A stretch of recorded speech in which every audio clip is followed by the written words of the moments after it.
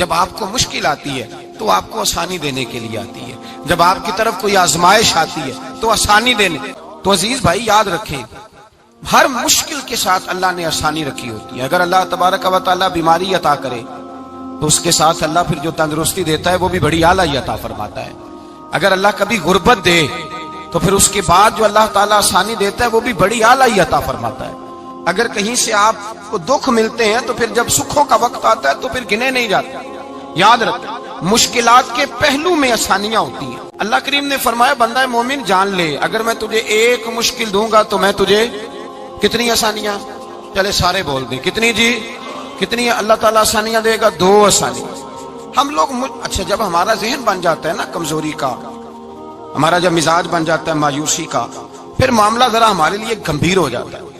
اگر ہم یہ ذہن بنائے نا کہ مشکل میرے اللہ کی طرف سے آئی ہے تو وہ مجھے آسانی بھی ضرور عطا کرے گا، تو پھر اللہ ضرور ہی آسانیاں عطا فرماتا ہے۔ اور جو مشکلات زندگی میں آتی ہیں نا، حضرت مولا علی شیر خدا رضی اللہ تعالیٰ عنہ کا بڑا خوبصورت فرمان ہے۔ حضرت علی فرماتے ہیں جب تجھے مشکل آتی ہے تو وہ تجھے رب کا پتہ بتانے آتی ہے، وہ تجھے اللہ کا پتہ بتاتی ہے۔ اس لیے کہ جب تو سارے اسباب کر لیتا ہے، جو ضرورت ہوتی ہے پوری کرتا ہے، تندرست ہو کے وہ کام کرتا ہے، پھر بھی کام نہیں ہوتا تو اس کا مطلب ہے کرنے والا تو نہیں، کرنے والا کوئی اور ہے، جو کام کرنے والا کوئی اور ہے۔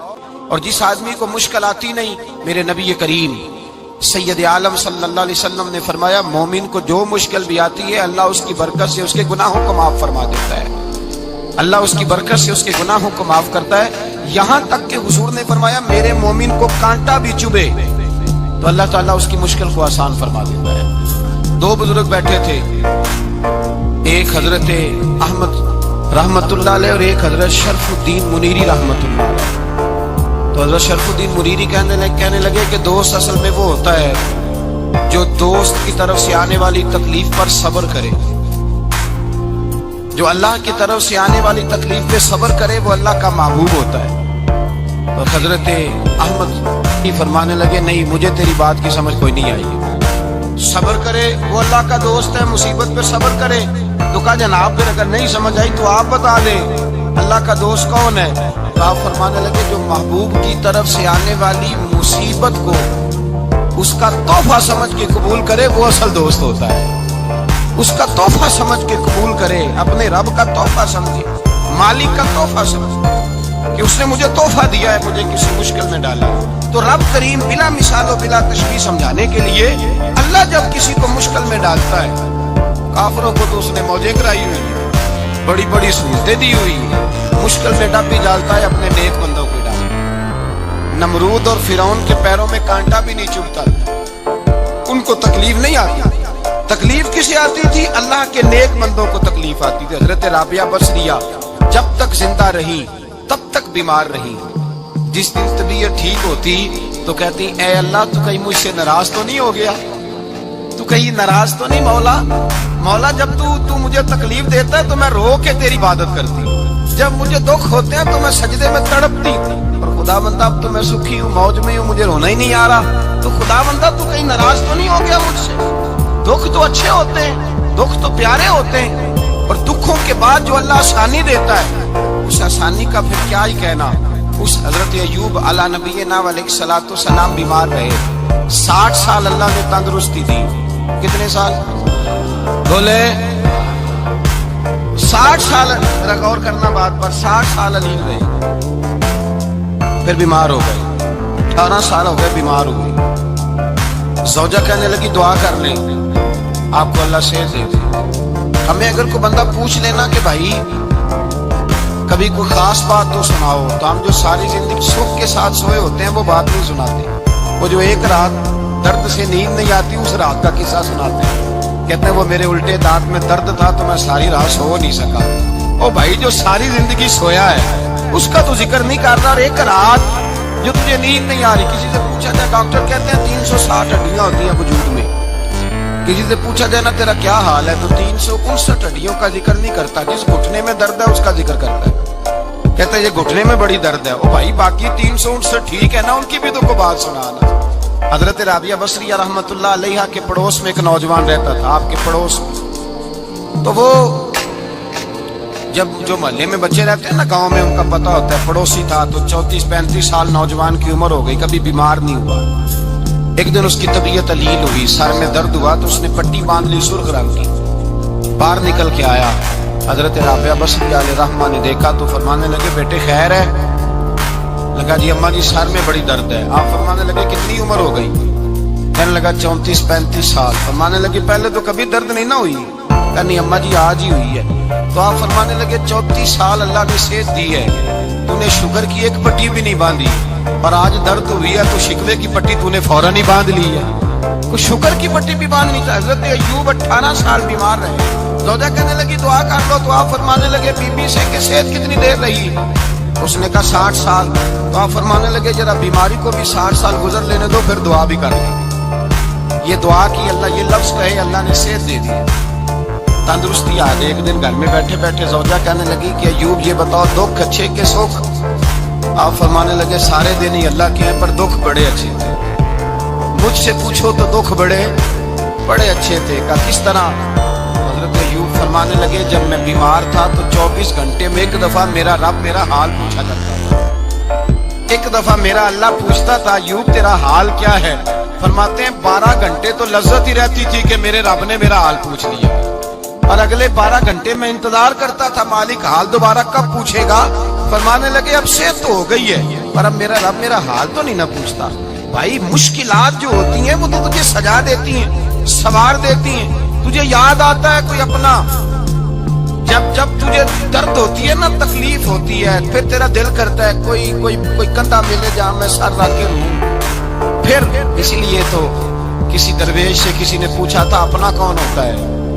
تو کہا جو تجھے دکھ کے وقت یاد آئے وہ تیرا اپنا ہے، جو تجھے عین آزمائش کے وقت یاد آئے اور تجھے اس کا نمبر فوراً تیرے موبائل پہ چلنے لگے وہ تیرا اپنا سجن ہے، جس کو تو دکھ کے وقت یاد کرے۔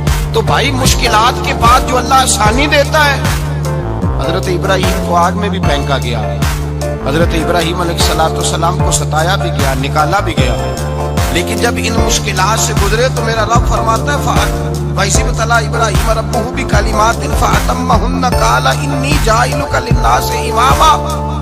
کہا جب ابراہیم پورے اترے تو پھر ہم نے انہیں امام بنا دیا۔ یا اللہ کس طرح کی امامت دی؟ فرمایا میں نے اتنی اعلیٰ شان عطا کی ہے کہ اپنے لاڈلے رسول کو جناب ابراہیم کی نسل میں پیدا فرما دیا، میں نے مصطفیٰ کو ان کی نسل میں پیدا کر دیا، قیامت تک کے لیے ان کا وقار بڑھا دیا۔ اللہم صلی علی محمد وعلی آل محمد کما صلیت علی ابراہیم وعلی آل ابراہیم، ان کی عظمت بڑھا دی، اس لیے کہ جب وہ آزمائش سے گزر کر کے آئے پھر جو آسانی دی۔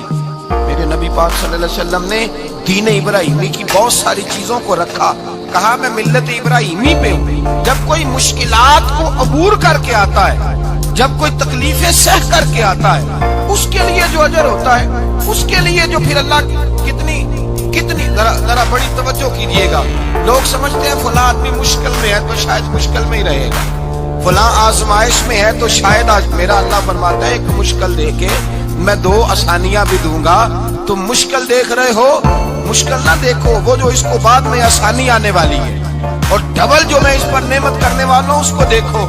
حضرت یوسف کو بھائیوں نے کنویں میں ڈال دیا تھا، اور جب کنویں سے نکلے تو مصر کے بازاروں میں بکے، اور پھر زلیخا نے الزام لگایا تو حالات بگڑ گئے، حضرت یوسف کو جیل جانا پڑا۔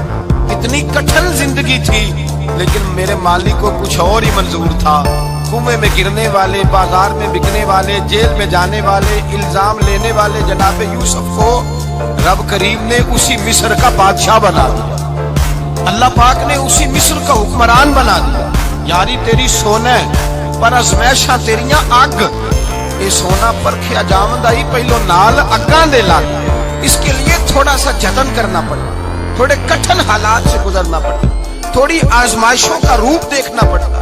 ہم چاہتے ہیں کہ ہمیں چھیڑے کوئی نہ کوئی تکلیف نہ آئے، کوئی آزمائش، یہ ہو نہیں سکتا میرے بھائی۔ نامی کوئی بغیر مشقت نہیں ہوا، 100 بار جب عقیق کٹا تب جا کر نگی ہوا۔ ہم چاہتے ہیں کہ ہمیں کچھ بھی دقت نہ آئے، مشکلات نہ آئے، اور مشکلات تو انسان کو سنوارتی ہیں۔ भाई वो तो निखारती हैं। कभी पूछा करो जाकर के किसी गंदम के दाने से कि तू कहां कहां से होके आया है, कहां कहां से निकल के आया है, तो वो बतलाएगा कि बड़े मुश्किल मराहल से गुजरा हूं और फिर अल्लाह ने मुझे ताकत दी है कि मैं इंसान के वजूद का हिस्सा बनाऊं। तो भाई कठिन मराहल, आजमाइशें, तकलीफें ये इंसान को बड़ा इंसान बना देती, ये उसके लिए तरक्कियों का पेश खैमा होती। हमारे जवान परेशान हो जाते हैं, औरतें खास करके इस बात पे तवज्जो करें, वो बड़ी जल्दी गम ले जाती हैं। वो कहती हैं जाने मेरा कुछ होगा ही नहीं, जाने मेरा कुछ हो ही नहीं सकता। मेरे भाई दर्जनों और बीसियों लोग ऐसे हैं जिनकी औलादे नहीं थी लेकिन नाम उनका उनसे भी ज्यादा है जो बड़े बड़े साहिब औलाद हैं। हज़रत अब्दुल्लाह मुज़नी हुजूर के गुलाम थे, कबीला मुज़न के रहने वाले। वालिद फौत हो गए, चचा ने पाला था, इस्लाम कबूल कर लिया। चचा इस्लाम का बड़ा दुश्मन है, हुजूर का नाम आए तो जलाल करता, असद और बुग़्ज़ में जल जाता, बड़ी इस्लाम के साथ दुश्मनी और इनाद रखता है। हज़रत अब्दुल्ला कहते हैं पहले तो मैं इश्क़ रिसालत को दबाता रहा, फिर ये चिंगारी शोला बन गई, फिर के ये हल्का सा जज्बा समुंदर और सहरा का रूप धार गया। फरमाते हैं माँ थी और मैं था, मैं गया जाके चचा से कहा मैं नहीं रह सकता। कहाँ जाएगा? तो मैंने धीमे लहजे में कहा मैं मदीने जाऊंगा, अब मैं रसूलुल्लाह के मदीने जाऊंगा, अब मेरा गुजारा नहीं होता, अब मैं जाऊंगा। कहते हैं चचा कहने लगा अच्छा वहां जाएगा, तुझे मैंने पाला, मैंने पोसा, वो मकान मैंने तुझे बना के दिया, तेरी जेब में जो पैसे हैं मेरे दिए हुए हैं। कहते मैंने कहा चचा मैं सारा कुछ सोच के आया हूँ, मकान भी तू रख ले, पैसे भी रख ले। कहते उसने हर चीज रखवा ली। जब पलटने लगा तो चचा कहने लगा जो कपड़े तूने पहने हैं ये भी मैंने खरीद के दिए थे। हजरत अब्दुल्ला फरमाते हैं मैंने वो कपड़े भी उतार के दिए। बरहना हालत में मैं माँ के पास गया और मैंने कहा अम्मा मैं पहले भी तो नंगा पैदा हुआ था, तूने ही कपड़े पहनाए थे, मेरा फिर बदन नंगा हो गया, कपड़े दे दे। कहते हैं दो बीवियों वाले कपड़े अम्मा ने दिए, एक मैंने तामत बांध ली, दूसरा ओढ़ लिया और मदीने पहुंचा। कहते हैं जब मैं ठंडी रात मदीने पहुंचा तो काले रंग के हबशी गुलाम हजरत बिलाल दूध का प्याला लिए खड़े थे, हाथ में खजूरें थी, कंबल था। कहने लगे आजा आजा, मुस्तफा ने फरमाया था कबीला मुज़न से मेरा गुलाम आ रहा है, मैं सारी रात से तेरा इंतजार कर रहा हूँ। हजरत जनाब सैयदना अब्दुल्ला रज़ी अल्लाह तआला अन्हु फरमाते मेरी मुश्किल आसान हुई। फरमाते मुझे मदीने में एहसास मिल गया, मुझे इज्जत मिल गई, हर आदमी मेरी कदर करने लगा। गोया हुजूर कहते हैं कि हजरत अब्दुल्ला दुआ करने लगे कि ऐ अल्लाह तूने मुझे बड़ी शान दी है मुस्तफा की गोद में, अगर इसी रहमत के छांव में मैं पर्दा कर दूं तो मेरी बात बन जाए। हजरत अब्दुल्ला का विसाल भी रसूलुल्लाह की गोद में ही हो गया। गोद में ना कोई रिश्तेदार, ना कोई ताल्लुकदार, ना कोई हमसाया अपना, ना कोई चचा, ना कोई मामू, शहर में तन्हा असी किसे दे कुछ नहीं जे लगदे ते ना कोई साडा दर्दी। तन्हाई जनाजा उठा तो उठाने वाले कौन है? अबू बकर सिद्दीक, फारूक आजम, उस्मान गनी, मौला अली, हसनैन करीमैन जनाजे में शामिल। मेरे रसूल पाक सल्लल्लाहु अलैहि वसल्लम ने जनाजा पढ़ाया। देखो मुश्किल काटी थी तो आसानी का रंग देखो, आसानी का अंदाज देखो। हजरत सैयदना अबू दरदा रज़ी अल्लाह तआला अन्हु इरशाद फरमाते हैं मदीने में रिवाज था कि जब कब्र में उतारने लगते थे तो करीबी रिश्तेदार उतारा करते थे, पर अब्दुल्ला का तो रिश्तेदार ही कोई नहीं था मदीने में, कौन उतारे?